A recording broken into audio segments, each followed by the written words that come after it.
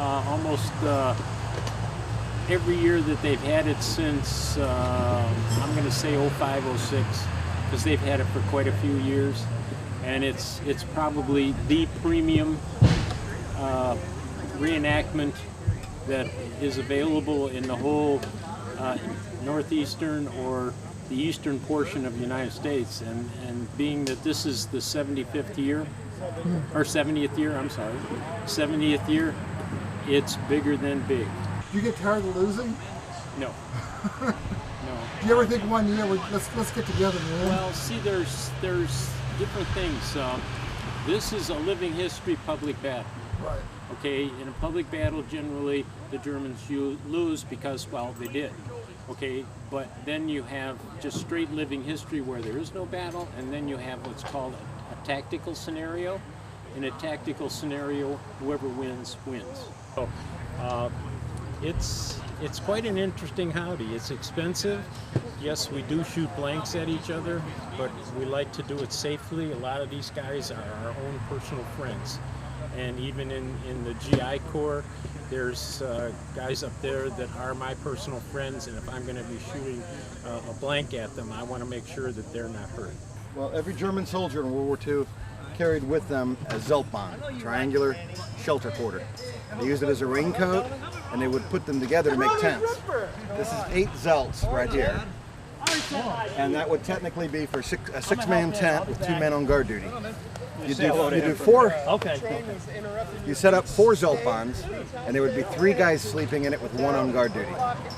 So those are 4-man Zelts over there. This is an 8-man Zelt. And the giant one over there is a 16-man Zelt.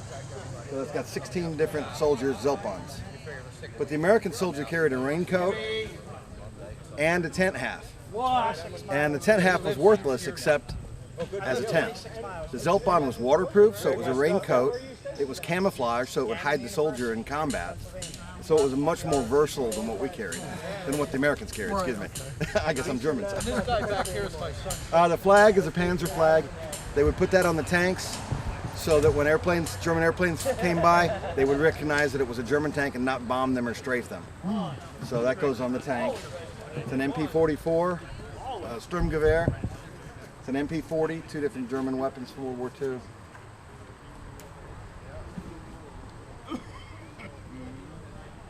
And so we're just trying to duplicate a camp with the lanterns and the water keg. So why did you choose the German side for reenacting? From the time I was a kid, I always thought the German stuff was neater. Napoleon, You still believe that? I still believe it.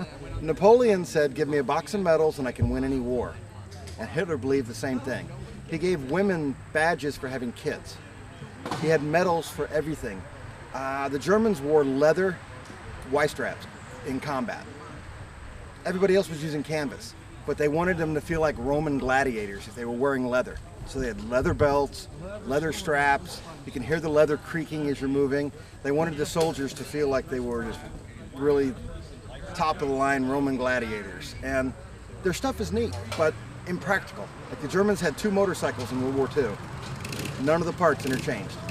The Americans had 2 different manufacturers of Jeeps, Jeep and Woolly. Every single part interchanged. So the German stuff was neater, but impractical compared to the U.S. I mean, we built the Sherman tank, we built zillions of them. The Germans built so many different models of tanks, and they were always trying to change things. So it's just like the Sturmgewehr is the grandfather of the assault rifle. That's the first modern assault weapon, and it was invented by the Germans. The German Luger. Every movie you watch, the prop guy will pick a German Luger as the murder weapon because it looks neat.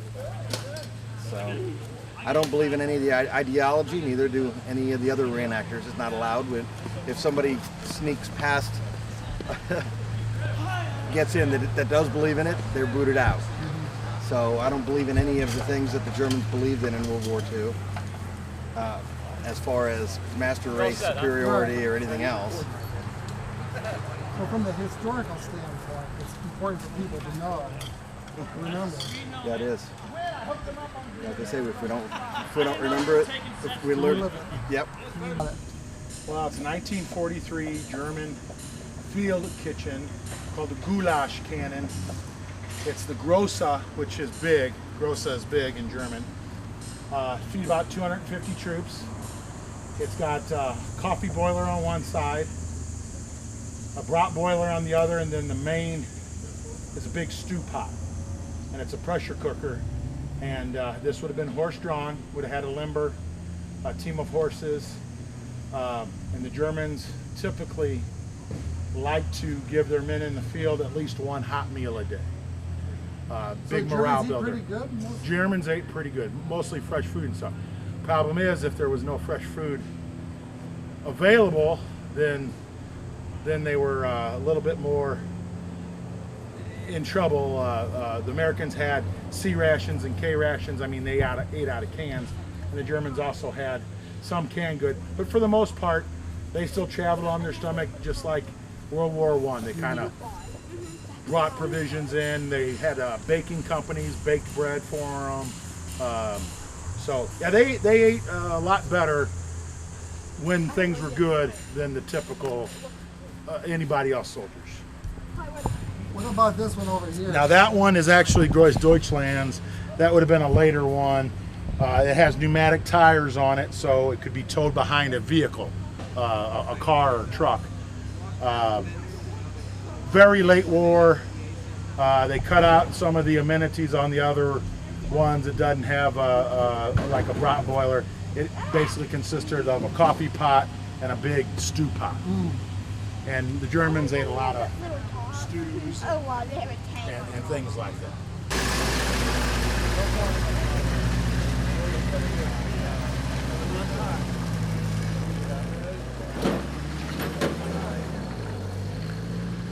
I'm a Feldgendarme, 7th Company, Grenadier Regiment, Gross Deutschland. My job right now is a gate control,